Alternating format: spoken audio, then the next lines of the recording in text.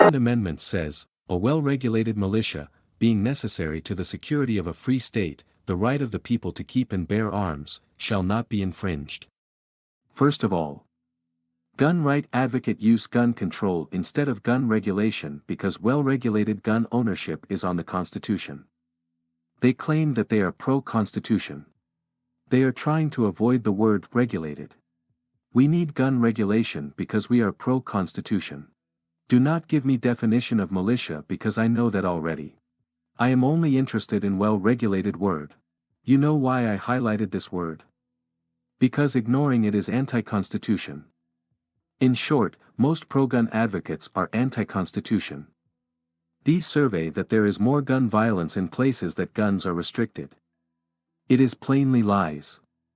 Truth is there are no states in America that guns are restricted anymore. The guns can travel from one state to another easily.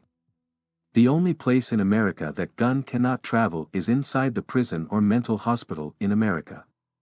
Have you heard mass shooting inside the prison or mental hospital? Do you need to make a survey for that? These are common sense. The quote from a Swiss guy, there is no common sense gun regulation in America. I do not advocate restriction, because this word is neuro-linguistic word.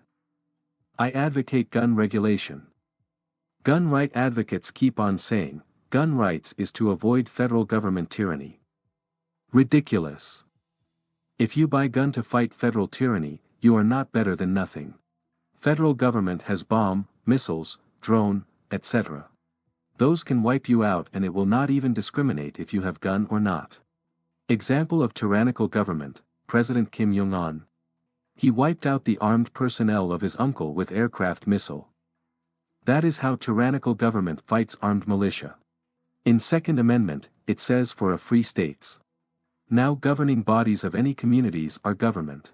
NRA government is tyrannical, they bribed politicians so that there will be less regulation of gun.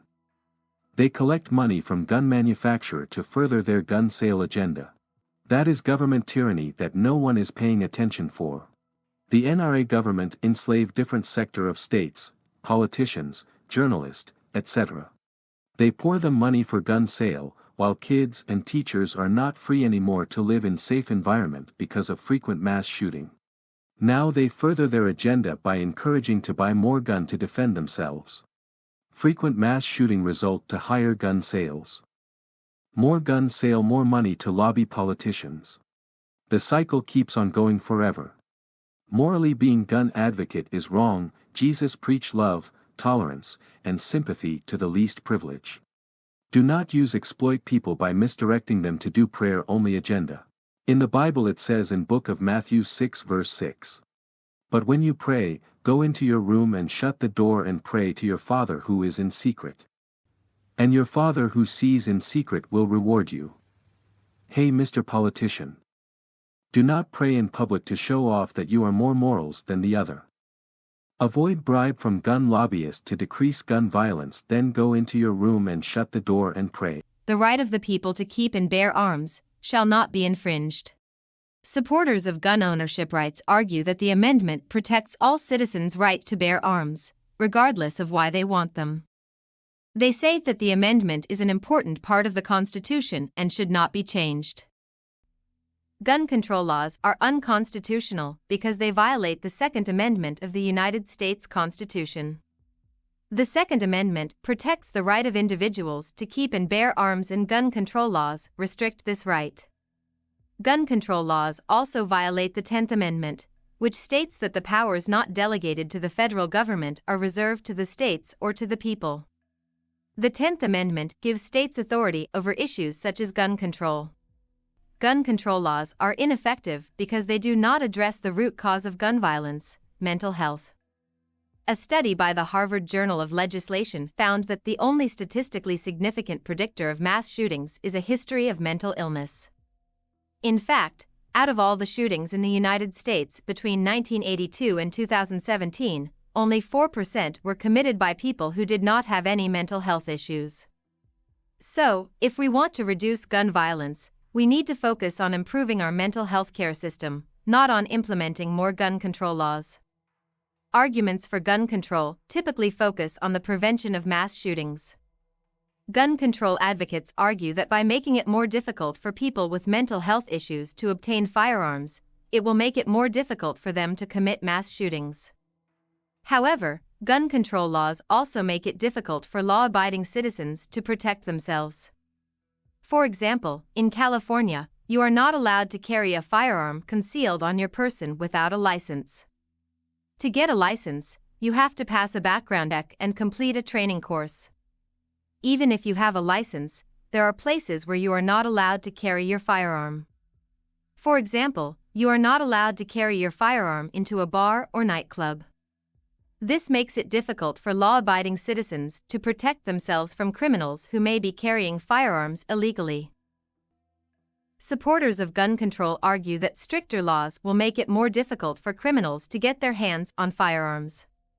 However, research suggests that gun control laws create an environment where criminals are more likely to succeed. For example, a study by the Harvard Journal of Law and Public Policy found that states with tougher gun control laws have higher levels of violent crime than states with less restrictive laws. Another study by the University of Chicago found that states with strong gun control laws have a 50% higher murder rate than states with weak gun control laws. Bias logic is not helpful. It clouds our judgment and prevents us from thinking outside the box. We need to be unbiased when making decisions that affect ourselves and the country. Logically thinking about the situation will help us make better decisions. The gun right advocates express fear that they cannot defend themselves when they do not have gun. I think if you live in a place where the police is too far away from your place, you really need to have gun. She is fearful that by having gun control, it will take away their gun in the future even they are law-abiding citizen. She claimed that it is her right as written in the Constitution. On the other hand, the gun regulation advocate claimed that it is not true. Gun regulation is actually more constitutional than no regulation. Is he right? Well, it is written that a well-regulated militia, being necessary to the security of a free state, the right of the people to keep and bear arms, shall not be infringed. Obviously it says well-regulated.